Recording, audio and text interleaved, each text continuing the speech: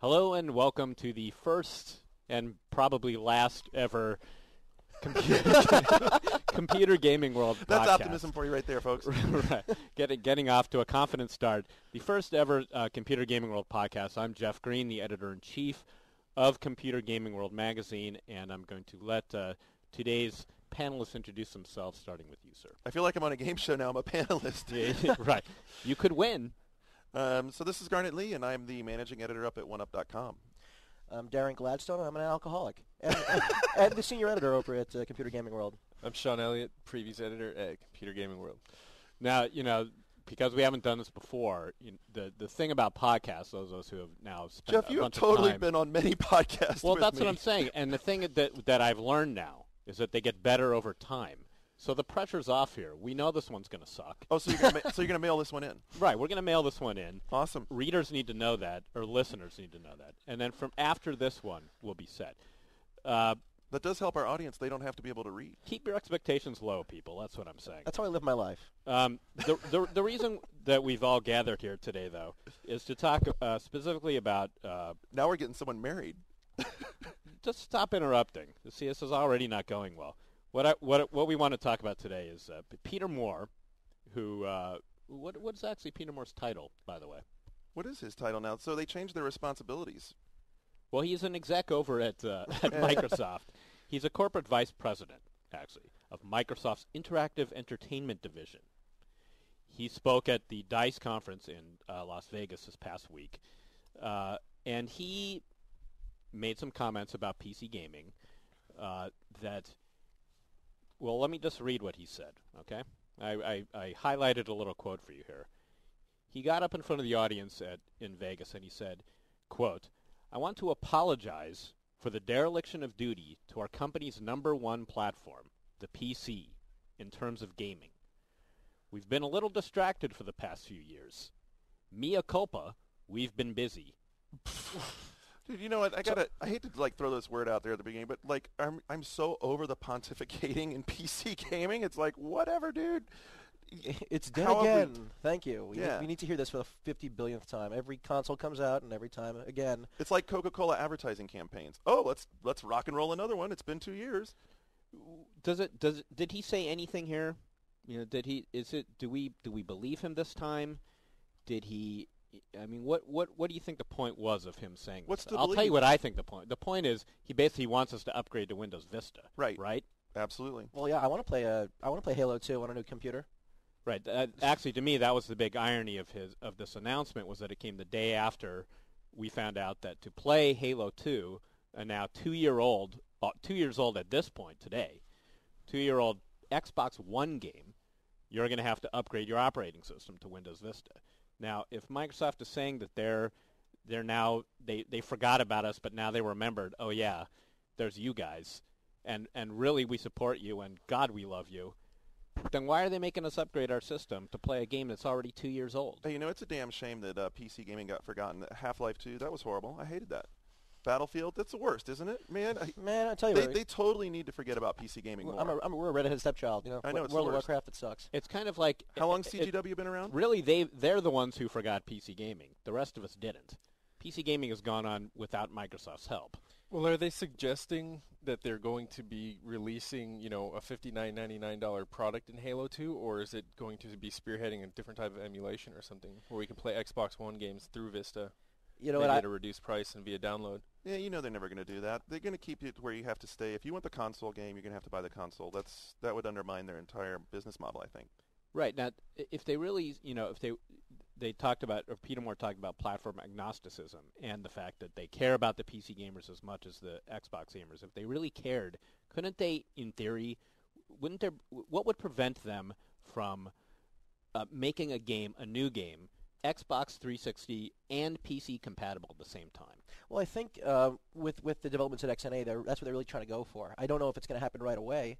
But it's slowly happening. You're seeing the fact that you can take your 360 controller, the wired one, plug it into the PC USB port, and it's going to work with any game now. And it'll work, and it's the best gamepad I've used. So that's cool.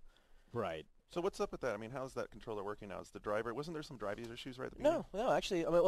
Basically, you can basically get a Windows update now, and it'll be right in the system. Okay, cool. but otherwise it came with a disc at first. I mean, it's kind of annoying. It won't work the wireless controllers.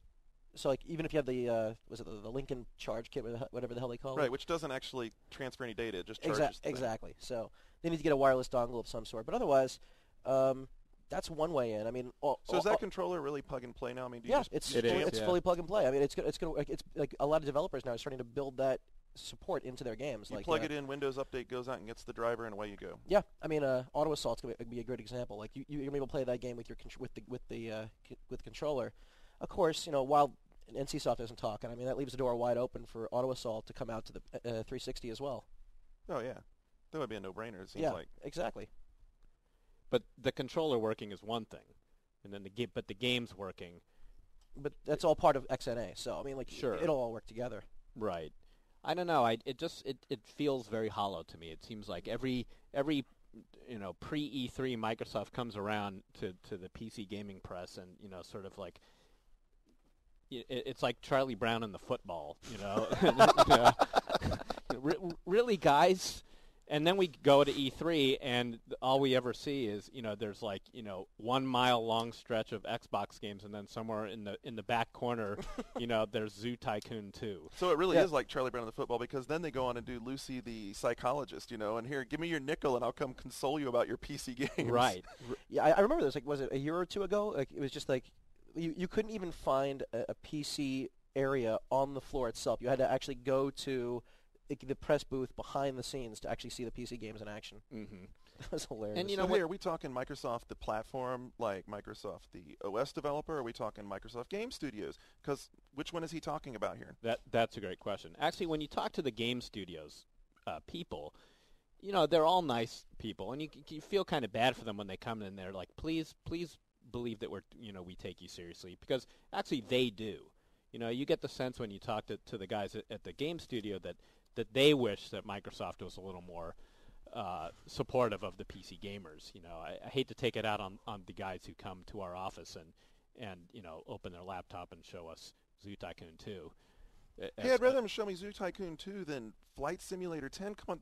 I know you guys are going to erupt on me on this one, but I am so over flight sims. I We're put gonna my erupt head on you? Yes. I don't know. I mean, I put my it's like I I don't even put know my where to go with head- that one. I put my head in the sand 10 years ago, and I'm thinking, yeah, the PC game community, yeah, they still probably play a lot of flight sims. I'm betting Cytec, who's been trying to sell joysticks, might have a little argument with them. That's not, if I'm trotting out something to show off DirectX 10 and Vista's gaming, I'm not trotting out a flight sim game for a very niche audience and a 2-year-old Xbox game. Right. What on earth? Exactly. I want to see Gears of War. Right, and the other stuff that they were showing when they came around to show us their commitment to PC gaming were things that weren't game related. I mean, and it was like OS things like the parental controls. Okay. Hey, brilliant stuff. That's Which cool. is brilliant stuff, right? But it's not games themselves. Nope. But for the very reasons that Garnet just pointed out is why I think that really they're not showing their hand yet. What instead they're just tipping it slightly in preparation for E3 or something, and that the real issues are going to be functionality similar to Xbox Live on PC. Mm-hmm. Again, I still think there could be something in the works in terms of emulation or something, because right now I just can't imagine them seriously thinking that Halo 2 was going to interest any PC players right now. Yeah. Because the difference between Halo 1, the generation of technology the gap wasn't very large at the time between Xbox and PC gaming then. But now between, our 7800 cards and ATI's Crossfire stuff and Xbox One, and then in light of how slow Bungie works, I can't see them, allocating their resources to upgrade Halo 2 again and this and that. So I just really think that what we are hearing out of DICE is just them sort of clearing their throat for announcements to come. Yeah, I mean, the only things that they've talked about so far for Halo, and I've talked to those guys actually about, like, in the past, setting up emulation, they've shot it down every time. I mean, as much as I'd like to see it, to me it makes sense because, they're not losing money on making hardware. But who knows? I don't know. If you want to prove to me that, like, PC gaming is alive and kicking or whatever, bring me a real IP. Bring me a new IP. Don't bring me a bunch of retreads. You're Microsoft. You got money. Go out and, Stalker that's been in trouble. It's like on the ropes. Go out, buy the whole damn game, bring it over, fix it, make it right, and then throw it out there as a PC showcase. This is what I'm saying. I'm saying show us your new IPs. Show us some cool games. Don't show us the fact that we can keep our lock our kids out of game time or whatever through the OS. I mean, whatever. That stuff is Right. great. but that's not proving to me that you're committed to it as a games platform. Well, I think they're committing to it in the fact they want to bring in more casual people or people who are more comfortable with a console environment, and PCs are a little intimidating to them. Or they want to make the money off those that are already exactly. there, you know, Exactly. I mean, like all the PopCap people. And or make a beefier OS that requires more hardware that you can play more games on, and then just streamline the interface. Right. Sean, you had a good point before we went on air about Valve and its digital distribution and through Steam, that, you know, really the kind of PC gaming renaissance that Peter Moore is saying we're going to have maybe has already begun because of actions like that. Right. I think, for one, it's conceited, as we already discussed, to say that you're, you know, about to herald a PC gaming renaissance when people like Valve, you know, groups like Valve and stuff are already blazing that trail and saying, instead, where you like parental controls and stuff, not so interesting. Episodic content now, in light of the BF2 patch just came out, and I spent the whole day trying to find a place to get it. You know, irony of ironies, I should have a fast pass to FileFront or FilePlanet or something, but I didn't. Is anyone listening? So we do own the FileFront.com. difference already between now and a year ago when you looked at Steam, the way that I looked at Steam, now it's like, this is ridiculous. Why do I have to go find patches for my games and all this? And it really showed me. It's like, okay, the renaissance has already like happened, you know, and it's already been going on. And so I thought about that, and then I was also talking about, you know, what if in fact they really are trying to do something similar to Xbox Live on PC and implement that? I mean, and how will that work? Because I mean, obviously you're not going to bring someone like Steam on. They're trying to work on their own thing right now with that. Their friends list has been infamously broken for a long time, but they've been building something much more ambitious out of it than, hey, you can find your friend and play. So. But have you guys heard anything different? I mean, every time I've talked to Microsoft, the unofficial, off-the-record stuff is that, look, they're not going to do anything live-like on PC because that's a console IP, and they don't want. And there's some internal disagreements there that they don't want to step on each other's toes. Is that pretty much what you've heard? Yeah, it is, and that's such a shame. Yeah, you got to get past that. Then I mean, they should absolutely be bringing together the PC gamers and the console gamers in the same. Like, hell, bring my gamer tag over, and they're doing it already in like small degrees. Make the live brand that much stronger. Hey, look, we're talking about the speculation on PS3. Look, they're going to have an online service. There's going to be something. I mean, it's obviously not going to be called Hub because that's the stupidest name ever, but they're going to have something. So strengthen your live brand. You're already out there. You're number one. You top dog. They're trying to connect your 360 to your PC as it is. So, I mean, exactly. It's already there. So why not go all the way? Why not go all the way? Right. I mean, don't half-ass it. Like let the Xbox 360 games be playable in your PC. Let you connect to Xbox Live over your PC. See your friends lists back and forth. But you think as far as playing the console games on your PC, I think it might be like a security issue because I mean, like once you start doing that, you know, imagine the Where sites just loading up with Xbox 360 games. I don't games. necessarily need to have the console games playable on PC, but have a live-like interface such that when I want to play a Microsoft or even sell it out to everybody else, if I want to play a game on my Vista PC, I can have this live connectivity. And wouldn't that only help Microsoft and Xbox Live? Sure. If all of us who live in a PC gaming bubble who only read about Xbox Live suddenly were experiencing it ourselves on our PCs, maybe that would open us up to wanting to get a 360. Or even more so, the ones that don't live in a bubble, like myself, that play everything, I want that kind of experience. I don't find the PC online experience is enriched anymore because I'd rather play on the live. Right. And why is that? Because I have easy access to all my friends. I know what everybody's doing all the time. We can get together on games easy. We can have voice chat built in. I don't have to run Ventrilo or TeamSpeak or any of that kind of stuff. You know what? I messed with Xfire, but no, I don't run in the background. So Xbox Live takes care of all of that. Yeah. If I have that, I don't need... It would PC gamers, I think we found our workarounds around it, and it's funny because, you know, talking to some of the other people on One-Up staff and Chade, you know, notorious PC haters, always cite those very reasons for online. It's too difficult to come together. So for me, someone who plays PC games online every day, I always say, well, what's the problem here? Because it's not an issue for me. But instead, I realize what I do is I have an existing network of friends through AIM and whatnot. We talk through there and say, hey, let's get into TeamSpeak. And then in TeamSpeak, we decide what game we're going to play. And then we spread our IP around that way and stuff. And so we make it work. But it's very rough, and it has none of the elegance of Xbox Live where you jump think on. of what you just described. They could be playing another game, and you can send them a voice message that will pop up while they're playing that says, hey, dumbass, turn that off and come play this game, whatever, you know. Dude, that's exactly what we do, too. That's exactly what it's like. Hey, man, what the heck are you doing playing that crap? Come play this. And now, that's exactly, basically, like Xfire works on that same methodology. I think the only thing that I wish it would be able to do is incorporate my AIM account into it so I don't have to have 30 programs open at once. Okay. So you're Microsoft. Go buy Xfire. Well, there you go, Peter. Go buy. there's Peter, your if you're advice. listening, go buy Xfire. That's the next step in the Renaissance. Buy Xfire, or how about just make? I mean, is this too simplified to say? Just make Xbox Live work on the PC. Well, I just want to get the Xfire guys some love because I know lots of people around the floor use it. I mean, Xfire really is a great product. I mean, I've seen Kimmy uses it like crazy. She loves it. You guys use it. I just go into World of Warcraft and talk to my friends in there. That's the other thing with PC too, is that the whole Xbox 360 setup is different in that people have a game one day they're playing Burnout, then the next they're expected to buy something else, then they're playing Perfect Dark together or something.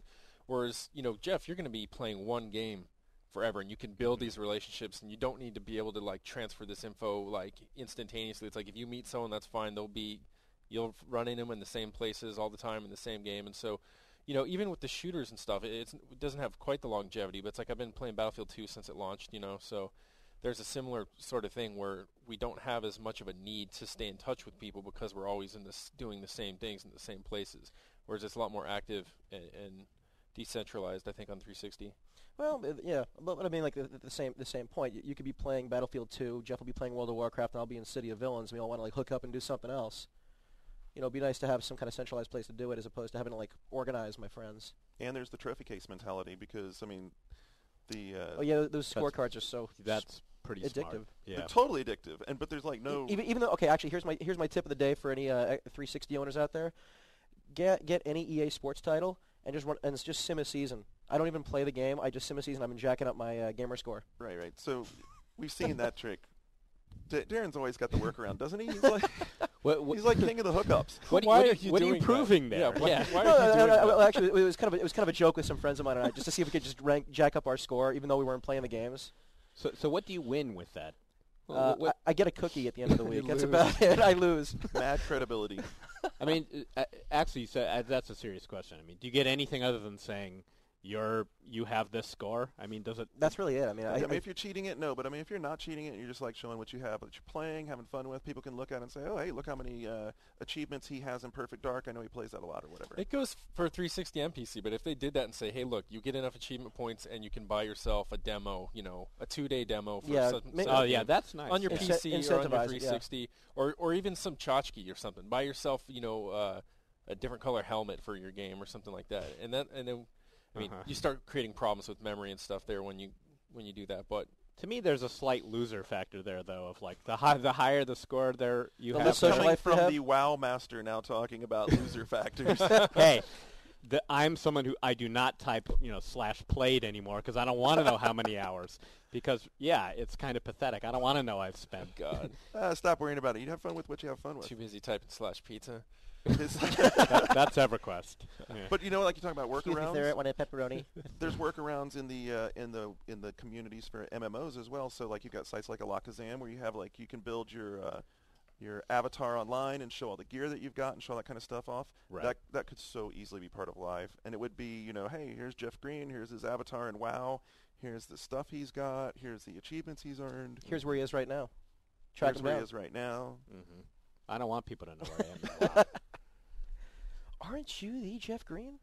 No. No, I'm the other Jeff Green. Right. Anybody have anything else here? How are we doing on time? How long do you want to go? It's your show, man.